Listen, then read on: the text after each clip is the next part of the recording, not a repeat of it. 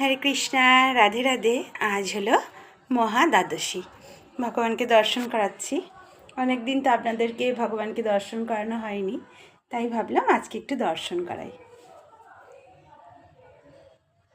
এই যে আমার মা লক্ষ্মীকে দেখুন, মাথায় ঘোমটা দিয়ে কত সুন্দর লাগছে দেখুন।